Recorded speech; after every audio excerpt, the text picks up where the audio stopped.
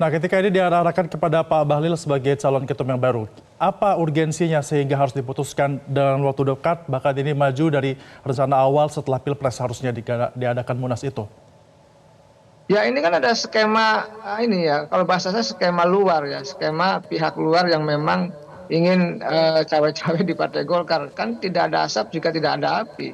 Pak Erlangga tidak akan mengundurkan diri kalau tidak ada problem, kalau tidak ada permasalahan, kalau tidak ada tekanan, kan itu. Lalu juga kalau kita prediksi, Munas murni itu kan di bulan Desember. Di Desember itu akan ada Munas murni, gitu, Munas formal dari Partai Golkar, tetapi dimajukan.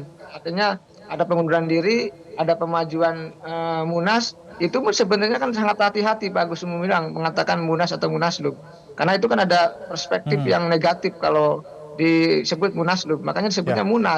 Munas yang dimajukan. Tetapi apapun itu, saya ingin mengatakan bahwa ya tadi Partai Golkar sedang mencari tadi ya, aturan-aturannya agar sesuai dengan mekanisme Munas tersebut. Nah, dalam konteks saya sih mengatakan dalam konteks Munas ini ya sangat jelas, sangat clear bahwa ini adalah ada intervensi dari invisible hand, dari kekuatan luar. Nah, kenapa misalkan Pak AGK, kalau saya analisa, Pak AGK ini dekat dengan Pak Erlangga, dekat dengan Pak Jokowi. Jadi paling tidak di tengah. Nah, dalam konteks itu menjadi jembatan. Kenapa Pak Bahlil? Kita tahu Pak Bahlil dekat Pak Jokowi, dekat dengan kekuasaan. Nah, masyarakat pun ya sudah cerdas, ya tidak bodoh lagi dalam konteks kita bisa memprediksi dan menganalisa politik baik di Partai Golkar maupun dalam konteks menganalisa politik nasional. Nah, saya melihat ya Partai Golkar punya caranya sendiri, punya mekanismenya sendiri memang dalam konteks menentukan calon ketua umumnya. Nah, dalam hal ini inilah yang menjadi menurut saya ya, menurut hemat saya, bahwa apa yang terjadi di Partai Golkar ini bukan karena tadi pengunduran resmi Pak Erlangga yang murni, bukan karena memang usulan kader ya, karena memang ini ada intervensi dari kekuatan luar begitu, dan itu kan dikonfirmasi oleh Pak Yusuf Hamka ya, Pak Yusuf Hamka ketika pasca Pak Erlangga mundur, beliau juga mundur, lalu juga mundur juga dari pencalonan pilkada, dan dia mengatakan bahwa politik itu sangat keras dan sangat Oke. kasar gitu kan, dan mengatakan juga bahwa ada kekuatan luar yang memang besar dan punya kekuasaan dalam konteks tadi ya, kalau bahasa saya ya, kalau saya sambungkan, yang tanda petik mendongkel Pak Erlangga begitu. Oke. Di 20 Agustus nanti berpeluang untuk mengubah ADART. Dalam skenario itu mungkinkah terbuka perubahan klausul? Misalnya Presiden Jokowi menjadi Ketua Mahkamah Tinggi Partai Golkar. Ya kalau ya bisa-bisa saja, mungkin saja. Apa yang tidak mungkin di politik? Pak Jokowi bisa akan mengondisikan Mahkamah Konstitusi, lalu juga kemarin Mahkamah Agung juga selesai gitu ya. Artinya anak-anaknya bisa lolos semua di MK maupun di Mahkamah Agung gitu. Apalagi di partai politik, itu sangat mungkin dan sangat bisa. Kalau hanya sekedar merubah ADART, apalagi diadakan secara munas, yang munasnya sudah kita bisa prediksi. Oleh karena itu ya tadi, walaupun dibantah gitu apapun gitu ya, tidak ada intervensi, tidak ada tadi gejolak-gejolak, tetapi saya melihatnya bahwa ini adalah sebuah cara mekanisme agar Golkar manut pada kekuasaan, kira-kira seperti itu. Kalau ada dikatakan bahwa Golkar ini adalah merupakan partai yang dewasa seperti itu, AGK bilang seperti itu, Golkar merupakan partai yang dewasa. Sedewasa apa seharusnya tindakan yang dilakukan Golkar jelang pilkada nanti? Ya tentu harus melakukan tindakan-tindakan terukur ya. Ada indikatornya, ada parameternya, khususnya dalam konteks mempersiapkan calon-calon kepala daerah. Ini kan pasti semua partai termasuk Golkar ingin menang. Maka ketika menang ya misalkan kebijakan yang sudah dibuat Pak Erlangga, sudah merekomendasi calon-calon, itu ya jangan terlalu banyak dirubah. Walaupun salah satu wakil ketua umum mengatakan bisa aja ada perubahan. Tetapi harus ada ukuran-ukuran yang jelas. Karena tadi Golkar punya cara, punya mekanisme sendiri dalam konteks menjalankan pilkada tersebut. Nah, oleh karena itu harus dicari betul-betul figur-figur yang pilih tanding, yang kuat, yang memiliki elektabilitas tinggi agar bisa menang. Kan itu yang harus dilakukan oleh PLT yang baru agar betul-betul pilkadanya Golkar bisa menang begitu. Ya, misalnya Bahlil terpilih menjadi Ketua Umum Golkar di tanggal 20 Agustus nanti, akan sehebat apa dia bisa menggayat akar rumput untuk mengerahkan dukungan pada figur-figur yang nanti dipilih di pilkada mendatang? Bang Ujang. Kalau Golkar itu tidak bersandar kepada ketua umumnya. Golkar itu kekuatannya rata di semua lini ya. Artinya di sana antar faksi, antar kekuatan tokohnya rata.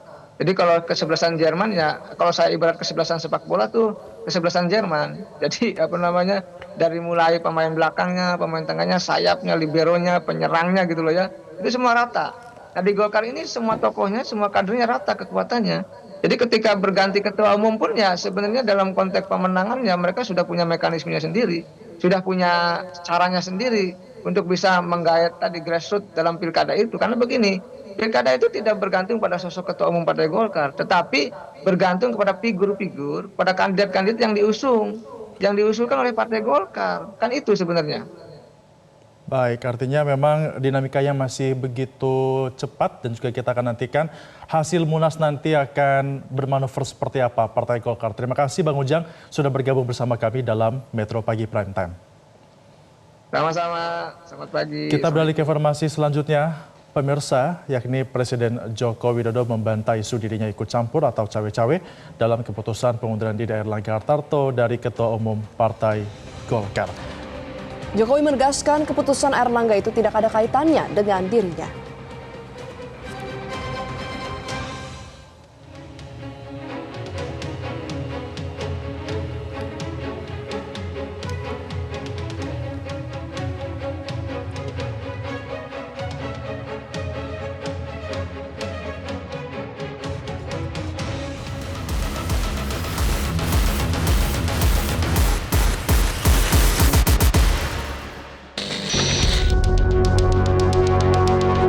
Presiden Joko Widodo akhirnya buka suara terkait pengunduran diri Erlangga Hartarto dari Ketua Umum Partai Golkar.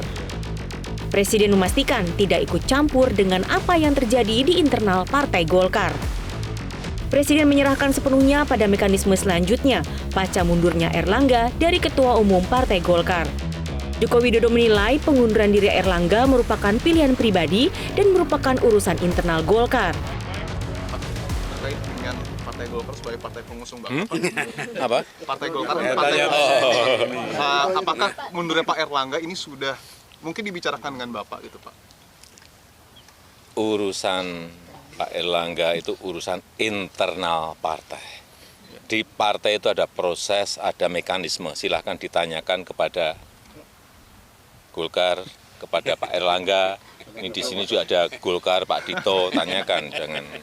Jangan saya mencampuri internal partai. Nggak Artinya bisa. penilaian orang ketika mengaitkan Bapak misalnya mendesak Pak Erlangga untuk keluar, ada cawe-cawe itu Bapak bantah ya Pak ya? Tidak ada. Sementara terkait posisi Erlangga sebagai Menko Perekonomian di Kabinet, Presiden menjamin tidak ada persoalan terkait kinerja Erlangga. Dalam kesempatan yang sama, Menpora Dito Aryo Tejo menimpali dan menyatakan hubungan Erlangga dengan Presiden Joko Widodo baik-baik saja. Apakah posisinya masih aman, Pak? Pak Erlangga? Jadi Pak Erlangga posisinya masih aman atau? Oh, kalau di bawah Kabinet Indonesia Maju saya kira nggak ada masalah. Terima kasih Pak. Baik-baik kok, baik-baik. Tadi malam sama Pak Jokowi sangat akrab dan senyum terus. Jadi harmonis. Oke. Adapun Presiden juga menyampaikan perombakan kabinet hanya akan dilakukan jika hal itu diperlukan. Presiden menegaskan, hingga saat ini dirinya masih memiliki hak prerogatif untuk melakukan reshuffle. Dari IKN Nusantara, Tim Liputan Metro TV. Jelajahi cara baru mendapatkan informasi. Download Metro TV Extend sekarang.